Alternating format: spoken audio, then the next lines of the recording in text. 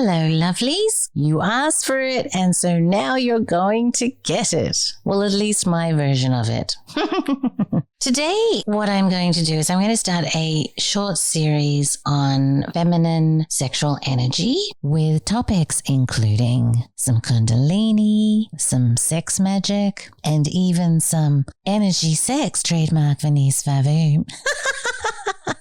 I'm guessing that's only funny to me. But this is a very interesting topic because I really dove in and found there's not very much material that is incredibly exciting or stimulating or even interesting out there in the market. I have found that the literature surrounding male sexuality and male tantra and cultivation practice is abundant in the marketplace. And it's my suspicion, please don't hate me, gentlemen, but it's my suspicion that the reason that this is the case is that to be able to engage in these kind of practices, there is a fundamental block, mental block more than anything, or a hurdle, if you want to call it that men must jump through before they can even begin to start these practices. And the hurdle is the idea that a man can separate his orgasm from his ejaculation. And while it is possible, it is not necessarily the easiest thing to do. Manual interventions are required in the beginning anyway as kind of a training modality. And it can be a little bit awkward. And if you are not in a committed relationship when you start this journey with somebody who's going to understand that you're going to have to intermittently stop the activities and get out your fingers and start pressing on things, and it's all very awkward, then I can see why it is not that common, because it really is not, let's say, a graceful undertaking. And so for men to be able to engage in these kinds of activities and utilize their sexual energies, they have to be able to reach a certain degree of mastery around the prevention of spilling. And so it is a big deal. And so there has been a lot of literature written on this. But when it comes to women, one of the things that is most interesting, not only do we enjoy multiple orgasms relatively easily, and I do know there are women out there that may not have experienced a single orgasm, let alone multiple orgasms, but I'm really speaking from my own experience here and that of my girlfriends when we have our little wine and chats. So I am going to be really speaking from personal experience here. But from a Taoist perspective, women have an entirely different relationship with sexual energy and their orgasms. And we are going to be getting into this because this is just fascinating stuff. But orgasms aside for a moment, the reason that this subject is so fascinating to me is that it plays with a subject around magic that fascinates me. And I am yet to, and have deliberately not given you my definition of magic yet, because in a way I'm trying to keep that as my prestige, if you will. And in many ways, a lot of the topics that I'm talking about are simply, as I've said before, feeling up the elephant around magic to try to ascertain the full picture of what magic is. And so this whole idea of sexual energy is indeed intimately tied to magic in several ways, but it is also connected to a part of the story that I am very passionate about, and that has to do with the invisible realm. One of the things that is most regretful to me about living in this materialistic prison paradigm, as I call it, is that we seem to have forsaken the invisible. And the invisible includes lots of different stuff. In fact, I think I've said this before, but like if you put the entirety of existence on a clock and then carved out about 3 minutes of it, all that is the material shit. And the rest of it is the invisible shit. And sexual energy is one part of that 97%, or how many minutes would that be, Lord? I'm so tired. But you get the idea. It's the rest of the minutes, right? And so because we tend to stick within our 3 minutes, we really don't even acknowledge that there is this thing called sexual energy. And so we really don't even begin to explore it. This became very evident to me when I, a while back, tried to teach some of the techniques that I had, let's say, remembered utilizing sexual energy. And people weren't even curious. I think it was so far outside their paradigm that they didn't even know what questions to ask. And obviously I had done a terrible job at what I would call shamanizing people into the idea of sexual energy, because if I had shamanized them better, at least they would have had some questions, I would think, right? But it's so alien. It's so alien to most of us. I mean, I'm so glad that I'm so old that I grew up in an era where I had to fumble through my sexuality with my boyfriend, because there was no porn, or there was no accessible porn, or there wasn't 24-hour a day streaming all kinds of possible porn in the world. And so my first time was this horrible time in the car. And I'm like, what the hell is this business? I have no idea. But one time he got really, really sick, and he had like a flu or something, and he was laying in a bed at a friend's house, and there were no parents home, and it was all very interesting. And so I basically was kind of essentially heavy petting with a semi-conscious male. And because he was semi-conscious, he wasn't controlling the situation. He was very passive, and I could take the time to explore the energies that were rising within my body. And because I was able to notice them and had the freedom to nurture them, I was able to bring myself to my very first orgasm. In a way, the youthful vibrance of the teenage male brings a certain freneticness to the situation. And as a female, you're trying to kind of cope with, well, I was trying to cope with the should I, shouldn't I? I'm being a bad girl. This doesn't feel right. I'm uncomfortable. Is this supposed to feel good? Why is he doing that? Why won't he do this? And your mind is so full of just garbage that the idea of focusing on anything rather than kind of just getting through it was too much. And so this was a very, very unique opportunity. And therein was the beginning of a recognition that there are feelings and energies that rise in the body that can be directed, that can be nurtured, that can be utilized. So it was really a blessing for me to have that experience. These days, what young people are being brought up on as instructionals.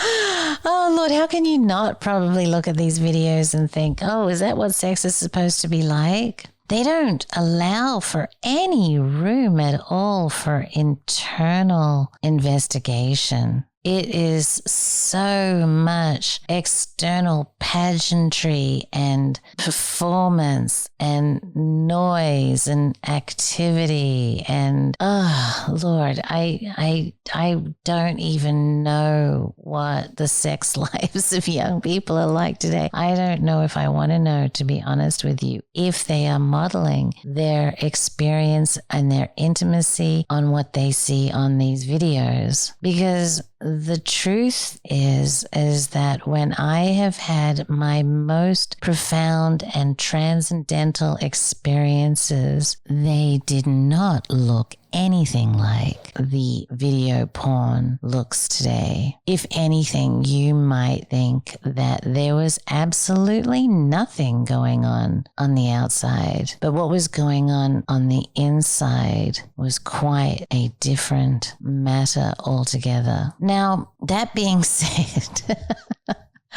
my journey was really an interesting one. My mother died when I was 17, and it was a huge blow to me, and it left a really, really big hole in my heart. And to be completely frank with you, I did not have any idea how to fill that hole up. And so I tried to fill that hole with sex. And I had a lot of sex. And it wasn't until about 27 that I realized that I was using sex to fill in the hole that my mother had left me, and that it obviously hadn't worked.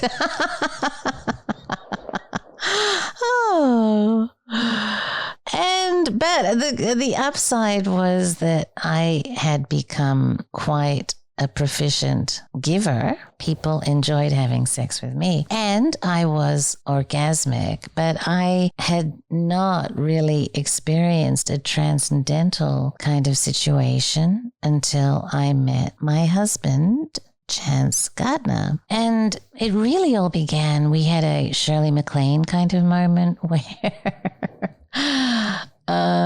we were in a bookstore and we were about to go on our first date, and a book jumped out at us like they do when you're supposed to get a book. And it was Mantek Chia's Cultivating Male Sexual Energy. And this book was really fantastic. It was a really, really thorough book. It was highly enjoyable. In fact, I remember buying several copies and giving them away to both males and females, as I found it to be so incredibly useful. And that started my journey into trying to find material for my side of the equation. And to be honest with you, I have really only found three books that I would say were of any value to me. One of them is a channeled work, believe it or not. And so that always has some baggage attached with that. Or at least, it's kind of like the proof is in the pudding in this book. So I'm just going to say it's interesting and it's good, but it is channeled. So I'm just going to share that. Another is by a magical author. And there's one chapter in there that talks about females and astrological timing and juices for magical purposes. And I found that to be really interesting. And I'm not even going to mention the third one because it's embarrassing, or I might do it later. I don't know. But I bought a book and it surprised me at how useful it was. And I bought it for research purposes only, let me tell you. But anyway, that's not a lot of books, is it? That's not a lot of books at all to find information beyond what you find in any tantric kind of manual. So I think that, going back to what I was saying before, a lot of this is going to draw on my own personal experience, of which, as I mentioned, there is quite a lot. I hope it will be useful to you guys. I really, really do. On an ending note, one thing that I think is important to put into perspective here is that my journey into energy sex really only began, yes, after I met Chance, but also at around the age of 35, 36. And I think that as we age, there is a natural progression of awareness that we swap over from the external to the internal as we age. And now that I'm 20 years on from there, I find that piece of wisdom to be even more relevant today, as I find myself spending much more time within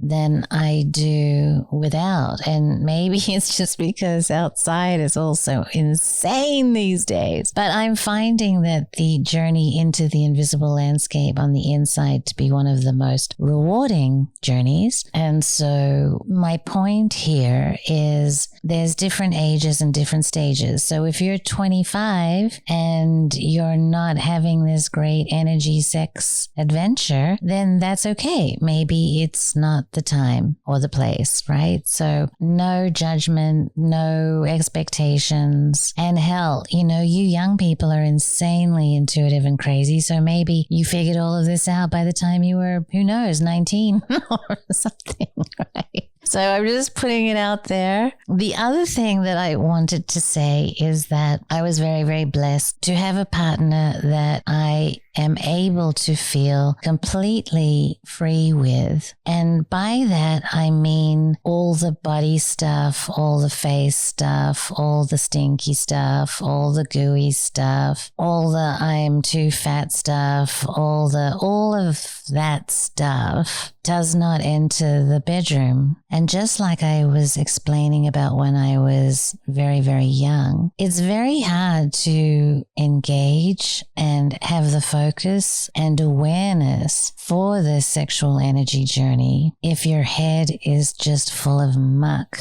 Now, solo practice is also a big part of this, but I also have found personally that solo practice doesn't mean that you don't have your head full of muck either. It's not just that the partner is there, it's just us. So understand that there's only so much attention.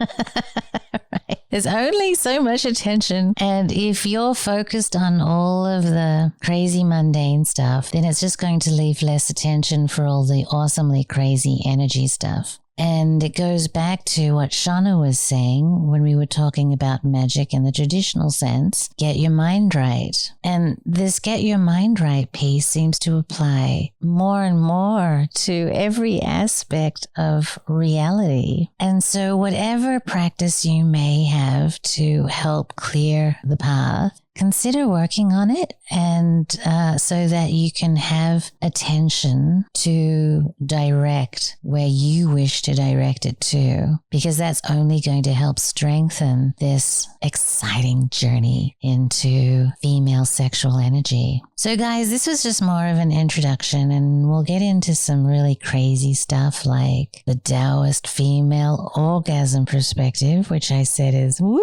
very exciting, and maybe some little energy sex stuff like throwing your consciousness, which is one of my favorite things to do. Or we'll talk about Kundalini, and of course we'll get into some sex magic, and maybe we'll even get into this astrological thing that I was talking about that I can't remember his name. I'm sorry. Peter Lavender. That's it. Peter Lavender. So why is sexual feminine energy so important now that I've taken you around my tawdry little world? Well, to answer that, I thought I would have one of the most important feminine sexual alchemists of all time answer that for us. Explain why she thinks that female sexual energy is so important. And this is from the channeled work I told you about. The book is called The Magdalen Manuscript, The Alchemies of Horus and the Sex Magic of Isis. And Tom Kenyon actually channeled this work. So this is what Mary Magdalene says. The church would have you believe I was a whore, but I tell you now that the church is the whore. For she would have you believe that woman is tainted and that sexual passions between a man and a woman are evil. Yet it is here, in the magnetics of passion, that the womb of ascension is created. Within the school in which I was trained, we learned how to activate the serpent power, moving it in specific paths in the spinal column and opening up circuits within the brain. This created what is called the uraeus. The uraeus is often a blue fire that extends up the spine both laterally and horizontally and into the brain, and it undulates with the changes in energy within these pathways. The activation of the uraeus increases the brain's potential for intelligence, creativity, and most importantly, receptivity. For the task of the initiate is to change the quality of one's own being so that the attunement to the bar or celestial soul is clear and unobstructed.